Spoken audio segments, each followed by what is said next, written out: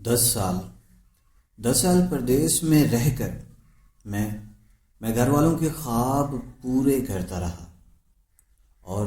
اور اس 10 سالہ سفر میں نے خود کو آہستہ آہستہ بھلا دیا تھا۔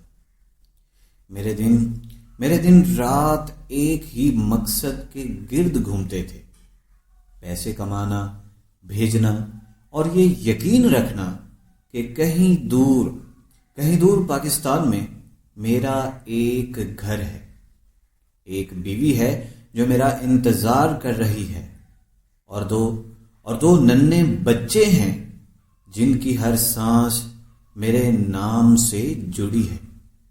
میں جب بھی تھک جاتا، جب بھی دل بوجھل ہوتا، تو اپنی بیوی کی وہ آواز یاد کرتا جو فون پر کہتی تھی: بس تھوڑا اور صبر کر لو، بچے تمہیں یاد کرتے ہیں، ہم سب تم پر فخر کرتے ہیں۔ اور میں پھر اٹھ کھڑا ہوتا، اپنی تھکن کو جیب میں ڈال کر کام پر لگ جاتا۔ پردیس کی زندگی نے مجھے سکھایا تھا کہ یہاں جذبات نہیں، صرف ذمہ داریاں ہی ہوتی ہیں۔ میں نے کبھی اپنی خوشی کا حساب نہیں رکھا، کبھی یہ نہیں سوچا کہ میں کب ہنسا تھا، کب سکون سے سویا تھا۔ میرے لیے سکون بس اتنا تھا کہ ہر مہینے رقم وقت پر گھر پہنچ جائے، اماں کی دوائیں آ جائیں، بہنوں کے خرچے پورے ہو جائیں، بچوں کی فیس جمع ہو جائے، اور میری بیوی کا سر فخر سے بلند رہے۔ مطلب یہ کہ میرا گھرانہ مکمل طور پر خوشحال رہے۔ مگر پھر ایک دن، وہ دن آیا جس نے میری زندگی کو 2 حصوں میں بانٹ دیا۔ ایک وہ جو اس دن سے پہلے تھی، اور ایک وہ جو اس دن کے بعد کبھی نہ مکمل ہو سکی۔ وہ دن عام دنوں جیسا ہی تھا۔ میں فجر کے بعد کام پر جانے کی تیاری کر رہا تھا کہ فون بجا۔ اس وقت فون کا بجنا معمول کی بات نہیں تھی، کیونکہ پاکستان سے عام طور پر رات کو یا مہینے کے مخصوص دنوں میں ہی کال آتی تھی۔ دل نے عجیب سا جھٹکا کھایا، جیسے کسی نے اندر سے کوئی تار کھینچ دی ہو۔ اسکرین پر بھائی کا نام چمک رہا تھا۔ میں نے کال اٹھائی، مگر دوسری طرف سے وہ آواز نہیں تھی جس کی مجھے عادت تھی۔ وہ آواز بھاری تھی، ٹوٹی ہوئی تھی، جیسے الفاظ اس کے گلے میں اٹک رہے ہوں۔ بھائی، اس نے بس اتنا ہی کہا، اور پھر خاموشی چھا گئی۔ وہ خاموشی جو کبھی کبھی چیخوں سے زیادہ خوفناک ہوتی ہے۔ میرا دل زور سے دھڑکنے لگا، ہاتھ کانپنے لگے۔ میں نے گھبرا کر پوچھا: کیا ہوا؟ سب خیریت تو ہے نا؟ جواب میں جو الفاظ آئے وہ ایسے تھے جیسے کسی نے میرے سینے میں خنجر گھونپ دیا ہو۔ بھابھی، وہ اب اس دنیا میں نہیں رہی۔ مجھے یاد نہیں کہ اس لمحے میں کیسے کھڑا رہا، یا بیٹھ گیا یا زمین پر گر پڑا۔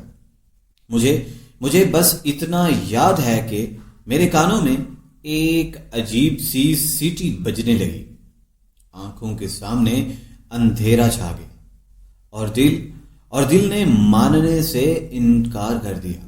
میں بار بار ایک ہی جملہ دہراتا رہا: نہیں، یہ غلطی ہے، تمہیں غلط خبر ملی ہے۔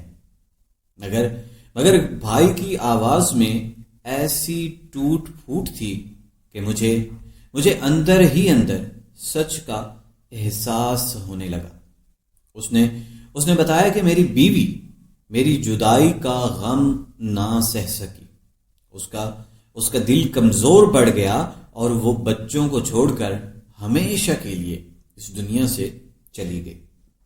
اس لمحے مجھے اپنے 10 سال یاد آئے، اور وہ ہر قربانی، ہر تنہائی، ہر وہ رات جب میں نے فون بند ہونے کے بعد تکیے میں منہ چھپا کر آنسو بہائے تھے۔ سب کچھ ایک لمحے میں بے معنی لگنے لگا۔ اگلے چند منٹوں میں یا شاید گھنٹوں میں مجھے بس اتنا بتایا گیا کہ بھائیوں نے میرے بچوں کی پرورش کی ذمہ داری اٹھا لی ہے اور مجھے پاکستان آنے کی ضرورت نہیں، بلکہ آنا مناسب بھی نہیں ہوگا۔ یہ بات میرے لیے سب سے زیادہ تکلیف دہ تھی۔ کون سا باپ اپنی بیوی کی موت پر اپنے بچوں کو گلے لگانے کے لیے بھی نہ آئے؟ میں نے کہا کہ میں نے فوراً ٹکٹ لے رہا ہوں، مگر جواب آیا، بھائی ابھی حالات ٹھیک نہیں، اماں بیمار ہیں، بچوں پر صدمہ ہے، بہتر ہے کہ تم وہیں رہو، ہم سب سنبھال لیں گے۔ یہ الفاظ بظاہر تسلی کے تھے، مگر ان میں ایک عجیب سی سرد مہری بھی تھی، جیسے کوئی مجھے میرے ہی حق سے محروم کر رہا ہو۔ اماں اور بہنیں بھی جب فون کرتی تو بات حال احوال پر ختم ہونے کی بجائے فوراً پیسوں کے ذکر پر آ جاتی۔ اس مہینے ذرا زیادہ پیسے بھیج دینا، بچوں کے اخراجات بڑھ گئے ہیں، اور پھر فون بند۔ آہستہ آہستہ میرے دل میں ایک کانٹا سا چبھنے لگا، مجھے دال میں کچھ کالا محسوس ہونے لگا۔ میری بیوی کی موت، بچوں کی اچانک ذمہ داری، اور مجھے پاکستان آنے سے روکنا، یہ سب کچھ بہت جلدی اور بہت منظم طریقے سے ہو رہا تھا۔ میں نے کئی بار بچوں سے بات کرنے کی کوشش کی، مگر ہر بار کوئی نہ کوئی بہانہ بنا کر کال کاٹ دی جاتی۔ کبھی کہا جاتا کہ بچے سو رہے ہیں، کبھی کہ وہ ابھی تک سکول میں ہی ہیں، اور کبھی یہ کہ وہ بات کرنے کے موڈ میں نہیں۔ ایک باپ کے لیے اس سے بڑی سزا اور کیا ہو سکتی ہے کہ وہ اپنے بچوں کی آواز سننے کے لیے ترسے۔ آخرکار میں نے فیصلہ کر لیا کہ اب مزید انتظار نہیں۔ میں نے کسی کو بتائے بغیر پاکستان آنے کا ارادہ کیا۔ میں نے ٹکٹ خریدا، چھٹی لی، اور اس دن دل میں ایک عجیب سا خوف اور امید لے کر جہاز میں بیٹھ گیا۔ سفر کے دوران میری آنکھوں کے سامنے بار بار میری بیوی کا چہرہ آتا رہا، وہی مسکراتا ہوا چہرہ جو کبھی میری کمزوری اور کبھی میری طاقت تھا۔ میں سوچتا رہا کہ میں گھر جا کر کیا دیکھوں گا، بچوں کو کیسے گلے لگاؤں گا، اماں سے کیا کہوں گا، اور سب سے بڑھ کر اپنی بیوی کی قبر پر جا کر کس طرح سے معافی مانگوں گا کہ میں اس کے آخری دنوں میں اس کے پاس بھی میسر نہ تھا۔ جب میں پاکستان پہنچا تو دل عجیب سی گھبراہٹ سے بھرا ہوا تھا۔ گھر کے دروازے پر پہنچتے ہوئے میرے قدم لڑکھڑا رہے تھے۔ جیسے ہی میں نے دروازہ کھولا اور اندر داخل ہوا، میں وہیں رک گیا۔ میرے قدم جیسے زمین میں گڑ گئے ہوں، اور میں ایک مجسمہ بن کر رہ گیا۔ جو منظر میری آنکھوں کے سامنے تھا وہ کسی بھیانک خواب سے کم نہ تھا۔ کمرے میں انتہائی خاموشی تھی، مگر وہ خاموشی چیخ رہی تھی، چلا رہی تھی، اور اسی خاموشی کے بیچ میری بیوی انتہائی بری حالت میں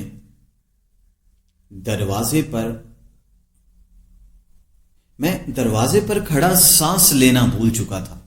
دل اس زور سے دھڑک رہا تھا کہ مجھے لگ رہا تھا کہ اگر میں نے ایک قدم اور آگے بڑھایا تو یہ سینہ پھاڑ کر باہر آ جائے گا۔ کمرے کی فضا بوجھل تھی، ایسی فضا جو کسی گھر کی نہیں ہوتی بلکہ کسی جرم کی گواہی ہوتی ہے۔ میری نظر آہستہ آہستہ کمرے کے اندر گھومنے لگی۔ پردے آدھے کھلے تھے، جیسے کسی نے جلدی میں انہیں درست کرنے کی زحمت بھی نہ کی ہو۔ فرش پر دوائیوں کے خالی پتے بکھرے ہوئے تھے۔ ایک طرف پانی کا گلاس الٹا پڑا تھا، اور دیوار کے ساتھ رکھی ہوئی کرسی جیسے کسی آخری لمحے میں پکڑنے کی کوشش کی گئی ہو۔ مگر سب سے زیادہ جو چیز میرے قدموں کو مفلوج کر رہی تھی وہ تھی بستر پر پڑی میری بیوی، جو ہمیشہ صاف ستھری سلیقے سے رہنے والی عورت تھی۔ آج اس کے بال بکھرے ہوئے تھے، چہرہ زرد اور آنکھیں نیم واتی، جیسے ابھی کچھ کہنا چاہتی ہو مگر لفظ اس کے ہونٹوں تک پہنچنے سے پہلے ہی دم توڑ چکے ہوں۔ میں لڑکھڑاتے قدموں سے بستر کے قریب پہنچا۔ میرا دل چاہ رہا تھا میں اسے جھنجھوڑ کر کہوں، یہ کوئی مذاق ہے، اٹھو میں آ گیا ہوں، مگر اس کے جسم کی ٹھنڈک نے مجھے سچائی کا احساس دلا دیا۔ وہ اب صرف ایک جسم تھی، وہ عورت نہیں جو 10 سال تک میرا انتظار کرتی رہی تھی، جو بچوں کو میرے قصے سنا کر سلاتی تھی، جو ہر فون کال کے بعد چھت کی طرف دیکھ کر دعائیں مانگتی تھی۔ میرے ہاتھ کانپ رہے تھے، آنکھوں سے آنسو بہنے کی بجائے جیسے اندر ہی جم گئے ہوں۔ میں نے اس کے چہرے کو غور سے دیکھا، اور تب میری نظر اس کی کلائی پر پڑی۔ وہاں نیل کے نشان تھے، صاف واضح، جیسے کسی نے زور سے پکڑا ہو۔ میرے جسم میں ایک سرد لہر دوڑ گئی۔ یہ وہ نشان نہیں تھے جو بیماری سے پڑتے ہیں، یہ کسی اور کہانی کی گواہی دے رہے تھے۔ ٹھیک اسی لمحے پیچھے سے قدموں کی آہٹ آئی۔ میں نے مڑ کر دیکھا تو میرے بھائی کھڑے تھے۔ ان کے چہروں پر وہ دکھ نہیں تھا جو کسی قریبی کی موت پر ہوتا ہے۔ ان کی آنکھوں میں ایک عجیب سی الجھن تھی، جیسے وہ مجھے دیکھنے کے لیے تیار ہی نہیں تھے۔ میں نے سخت آواز میں پوچھا، یہ سب کیا ہے؟ یہ نشان کیسے آئے؟ بھائیوں نے ایک دوسرے کی طرف دیکھا، پھر ایک نے آگے بڑھ کر کہا، بس دل کمزور تھا، دوائیں زیادہ لے لی۔ ڈاکٹر نے بھی یہی کہا ہے، مگر اس کی آواز میں یقین نہیں تھا۔ میں نے دوبارہ پوچھا، اس بار زیادہ سختی سے، مگر جواب وہی رہا، ادھورا، بے جان اور سچ سے خالی۔ میں نے بچوں کے بارے میں پوچھا۔ میرا دل انہیں دیکھنے کے لیے تڑپ رہا تھا، انہیں گلے لگانے کے لیے بے چین تھا، مگر جواب آیا، بچے اماں کے پاس ہیں، ابھی ان کے سامنے یہ سب نہیں لانا چاہتے۔ یہ سب سن کر میرے اندر کچھ ٹوٹ سا گیا۔ میں نے کہا کہ میں ان کا باپ ہوں، مجھے حق ہے، مگر اس بار بھائی کے لہجے میں سختی آ گئی۔ بھائی، حالات کو سمجھو، ابھی وقت نہیں ہے۔ یہ الفاظ میرے لیے ناقابل برداشت تھے۔ کون طے کر سکتا ہے کہ ایک باپ کے لیے اپنے بچوں کو دیکھنے کا وقت کیا ہے؟ رات گزرنے لگی، مگر میری آنکھوں میں نیند کا نام و نشان نہیں تھا۔ میں بستر کے ایک کونے پر بیٹھا رہا اور کمرے کی ہر چیز کو غور سے دیکھتا رہا۔ ہر چیز مجھے سوالیہ نشان لگ رہی تھی۔ میری بیوی کا موبائل فون جو ہمیشہ اس کے پاس رہتا تھا کہیں بھی نظر نہیں آ رہا تھا۔ میں نے پوچھا تو بتایا گیا وہ خراب ہو گیا تھا، ہم نے رکھ دیا ہے، مگر دل نہیں مانا۔ میں نے الماری کھولی تو اس کے کچھ کپڑے غائب تھے، وہ کپڑے جو خاص موقعوں پر پہنتی تھی۔ اور پھر مجھے ایک ڈائری نظر آئی، آدھی جلی ہوئی، جیسے کسی نے اسے جلانے کی کوشش کی ہو مگر پوری طرح کامیاب نہ ہو سکا۔ میرے دل کی دھڑکن تیز ہو گئی۔ میں نے ڈائری اٹھائی، مگر بھائی نے فوراً میرے ہاتھ سے چھین لی اور کہا، فضول کاغذات ہیں، چھوڑو ان باتوں کو۔ اس لمحے مجھے یقین ہو گیا کہ یہ سب صرف ایک حادثہ نہیں تھا، یہ ایک ایسی کہانی تھی جسے مجھ سے چھپانے کی کوشش کی جا رہی تھی۔ میں نے فیصلہ کر لیا کہ میں خاموش نہیں رہوں گا، چاہے کچھ بھی ہو، کوئی بھی ہو، چاہے کتنا ہی قریبی کیوں نہ ہو۔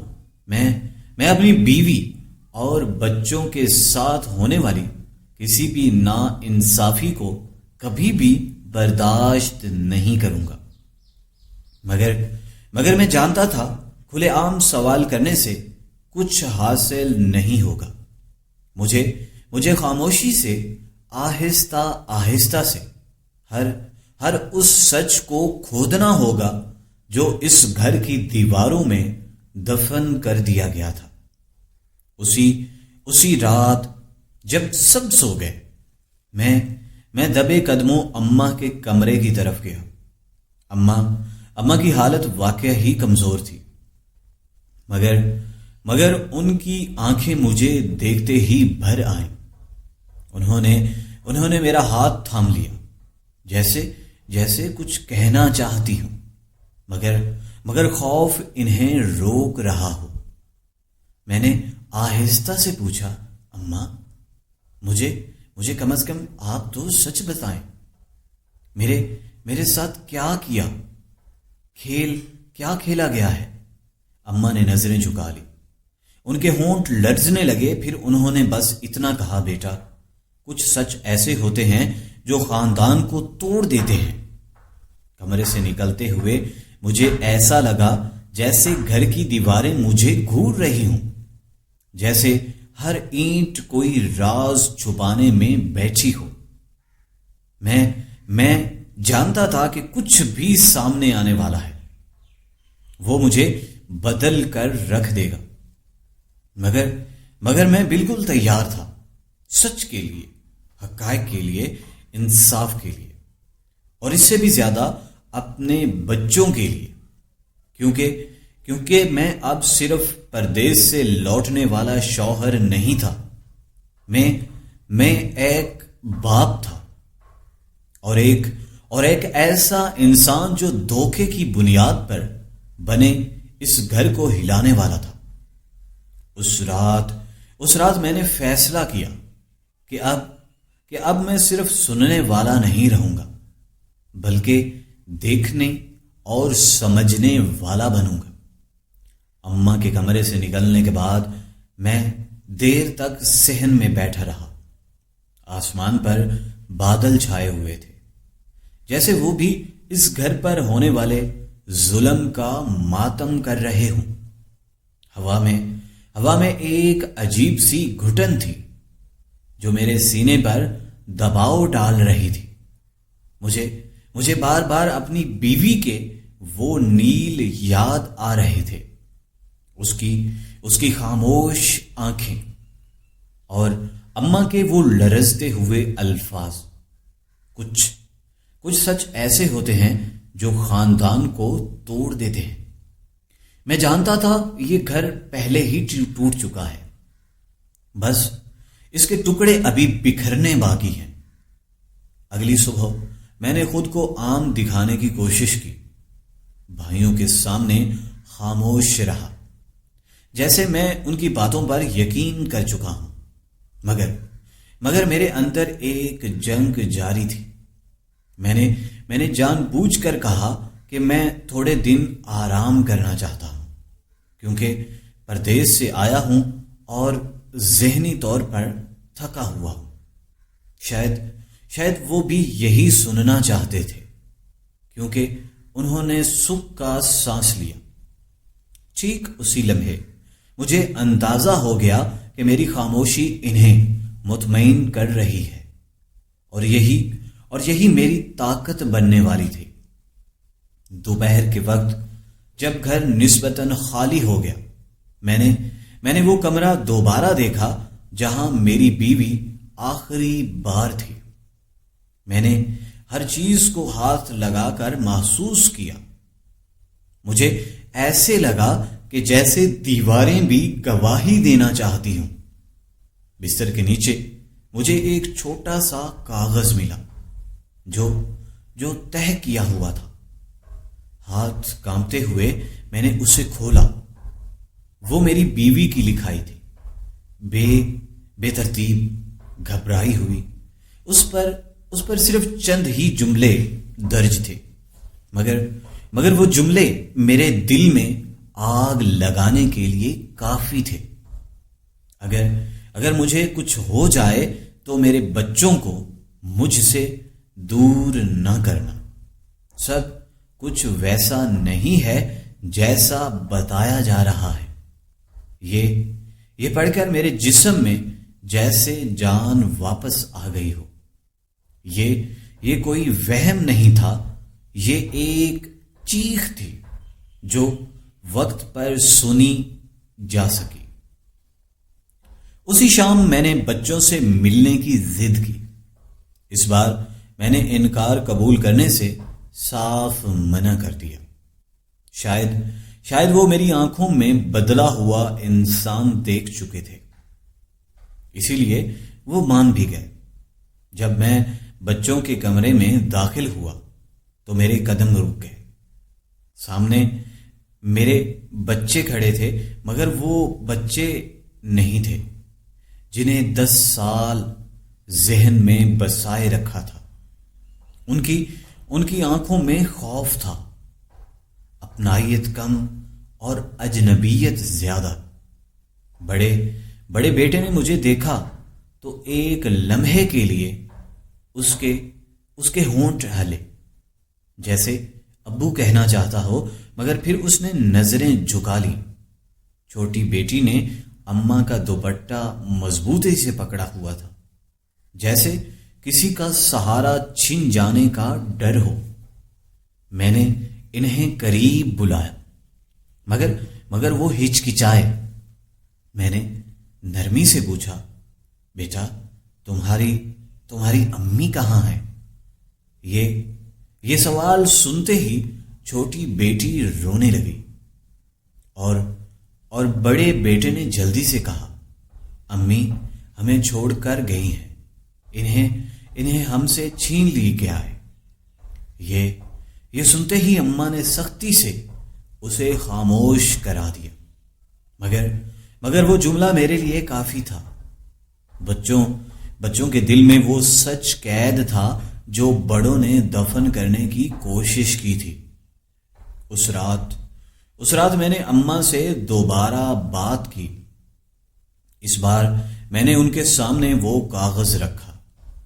اماں کا چہرہ دیکھتے ہی بدل گیا۔ ان کی آنکھوں میں خوف کے ساتھ شرمندگی بھی تھی۔ کافی دیر تک وہ خاموش رہی، پھر آہستہ آہستہ بولی۔ انہوں نے بتایا کہ میری بیوی اور بھائیوں کے درمیان اکثر جھگڑے ہوتے تھے، جائیداد، پیسوں اور بچوں کی سرپرستی پر۔ میری غیر موجودگی میں فیصلے ہونے لگے تھے اور میری بیوی تنہا پڑ گئی تھی۔ اس نے کئی بار مدد مانگی، مگر اسے یہی کہا گیا کہ شوہر پردیس میں ہے، ہم ہی سب بہتر جانتے ہیں۔ اماں کی آواز بھر آئی۔ انہوں نے کہا، بیٹا، میں نے بہت دیر سے آنکھ کھولی۔ مجھے اب تصویر صاف دکھائی دینے لگی تھی۔ یہ صرف ایک عورت کی موت نہیں تھی، یہ ایک خاموش قتل تھا، دباؤ، تنہائی اور سازش کا قتل۔ مگر سب سے خطرناک بات یہ تھی کہ میں جانتا تھا اگر میں نے جلد بازی کی تو بچے بھی مجھ سے چھین لیے جائیں گے۔ اسی لیے میں نے خود کو قابو میں رکھا۔ میں نے طے کیا کہ میں ثبوت اکٹھے کروں گا، ایک ایک کر کے۔ میں نے اپنی بیوی کے دوستوں سے رابطہ کیا، ان کے گھروں پر گیا، ان لوگوں سے ملا جن سے بھائیوں نے مجھے دور رکھا تھا۔ ہر ملاقات میرے شک کو یقین میں بدلتی چلی جا رہی تھی۔ ایک رات جب سب سو چکے تھے، مجھے کسی کے کمرے سے سرگوشیوں کی آواز آئی۔ میں نے دبے قدموں دروازے کے قریب جا کر سنا، بھائی آپس میں بات کر رہے تھے۔ الفاظ صاف نہیں تھے، مگر ایک جملہ میرے کانوں میں تیر کی طرح لگا، اگر یہ زیادہ جان گیا تو سب ہاتھ سے نکل جائے گا۔ میں پیچھے ہٹ گیا، دل زور زور سے دھڑک رہا تھا۔ اب یہ کھیل خطرناک ہو چکا تھا۔ اب صرف سچ جاننا کافی نہیں تھا، خود کو اور بچوں کو بچانا بھی ضروری تھا۔ میں نے اسی لمحے فیصلہ کیا کہ میں یہ جنگ اکیلے نہیں لڑوں گا۔ قانون، سچ اور وقت، یہ سب میرے ساتھ ہوں گے۔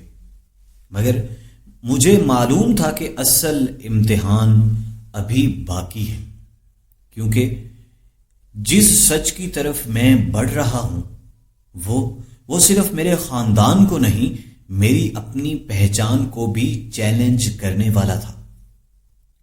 اگلی صبح میں ایک بدلا ہوا انسان تھا، مگر یہ بدلاؤ ظاہری نہیں تھا، یہ اندر کی سطح پر آیا تھا۔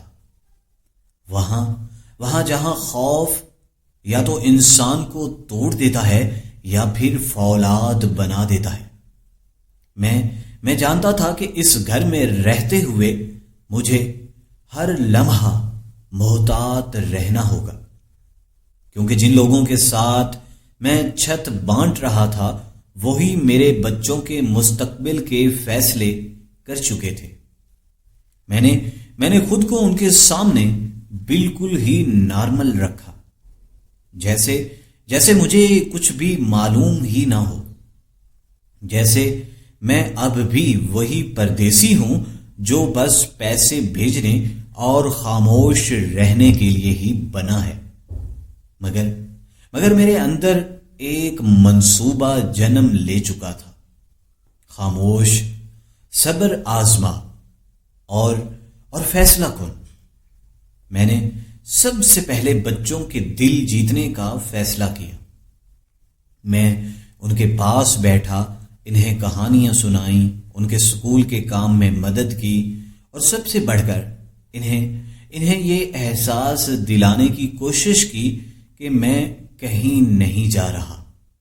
شروع میں وہ ڈرے ہوئے تھے، شاید انہیں یہ سکھایا گیا تھا کہ زیادہ بولنا خطرناک ہو سکتا ہے، مگر آہستہ آہستہ بچوں کی آنکھوں میں اعتماد لوٹنے لگا تھا۔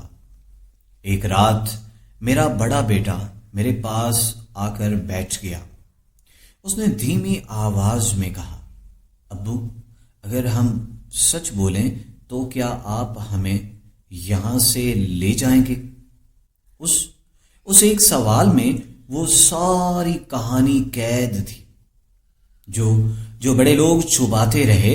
میں نے اس کے سر پر ہاتھ رکھا اور کہا، بیٹا، سچ بولنا کبھی غلط نہیں ہوتا، اور میں تمہیں کبھی تنہا نہیں چھوڑوں گا۔ اس کے بعد جو اس نے بتایا وہ میری روح کو ہلا دینے کے لیے کافی تھا۔